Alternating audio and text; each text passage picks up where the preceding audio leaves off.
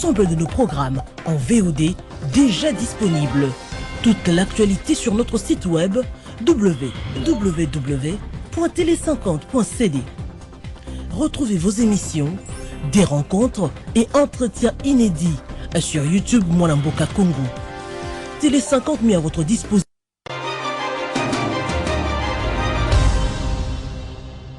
Kabunda Makala, l'union sacrée sacrifie-t-elle ses propres enfants?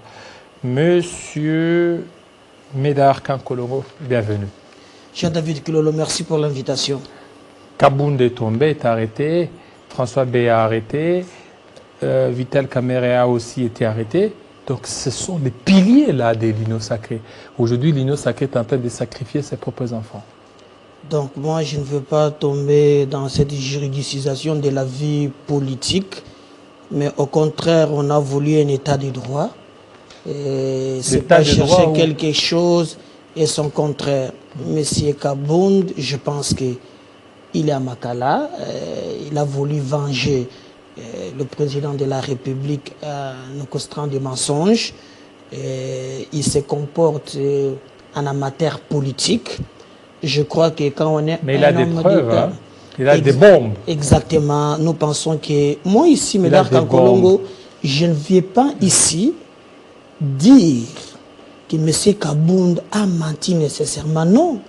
Je reconnais moi-même qu'il y a les gens autour du président de la République, au lieu de l'accompagner pour l'intérêt général de notre peuple, il y a des gens qui se battent aussi pour des positionnements personnels. Je le reconnais. Mais écoutez, Jean-David, moi-même, on m'a appelé.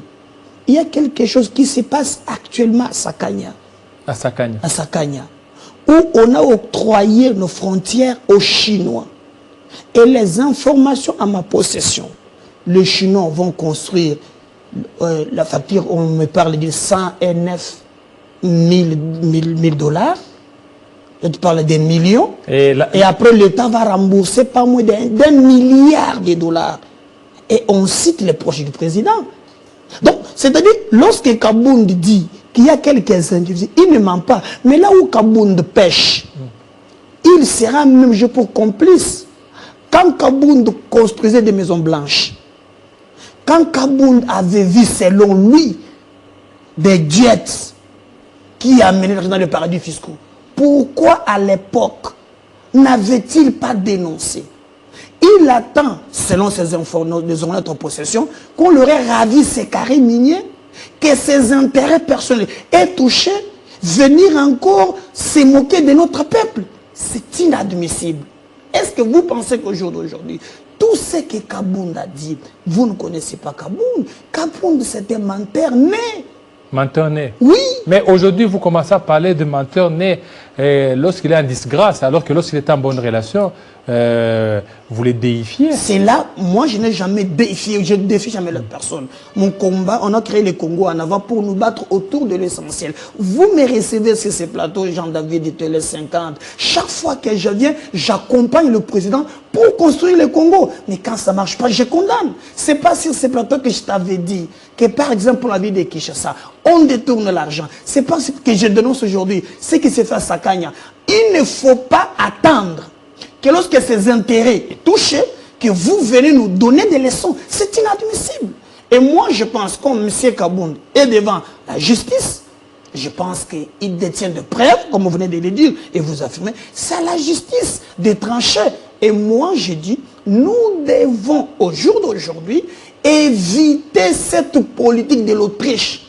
Donc, autre toi que je dois, quand quelqu'un est en bon terme avec le régime, on ne peut jamais l'inquiéter. Parce que moi, je me posais la question, avec quel argent, avec quel salaire Kabound peut construire une maison blanche? Tu as des jets à Kingaboua? Il parle de paradis fiscaux, mais lui-même, il a des paradis chez lui. Que faisait la justice? J'étais m'estomaqué quand j'écoutais Gustin Kabou dire que non, en tout cas, non, il avait des carrés minimes. Mais pourquoi pas les dénoncer à l'époque? Et lui-même, Kabound aujourd'hui. Et Kabouya, maintenant, aujourd'hui, il est sain, non? Vous ne le dénoncez pas. Je ne sais pas si vous parlez à qui. Vous parlez à Médard Kankolongo. Oui, vous me recevez sur ces plateaux. Moi, je soutiens le président pour construire la République. D'ailleurs, je vous informe. Il y a encore un élément qu'on vient de me dire au Kasaï oriental. Là, je m'adresserai au gouverneur si l'IGF peut encore enquêter là-bas. On m'a dit qu'au niveau des Sassim, on venait encore, selon les informations de ma possession, il y aurait 5 millions de dollars encore détournés. Là où le peuple vit avec moins d'1 dollar par jour. C'est inadmissible. Ce n'est pas parce qu'on est dans l'union sacrée qu'on est là pour couvrir les intérêts des individus. Non, c'est inadmissible. Si et seulement si Kaboun aura à l'époque dit par exemple que non, je suis avec M. Tshisekedi, regarde, on fait ça, on fait ça, on fait ça. Il ne dit absolument rien.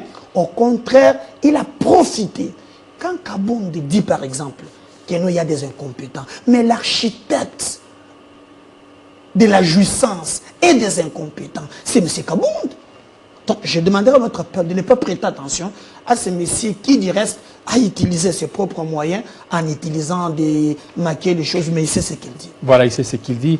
Alors, Blinken est déjà au niveau du Rwanda. Il n'a pas condamné vraiment le Rwanda ici. On s'attendait à une grande condamnation, mais ça n'a pas été fait.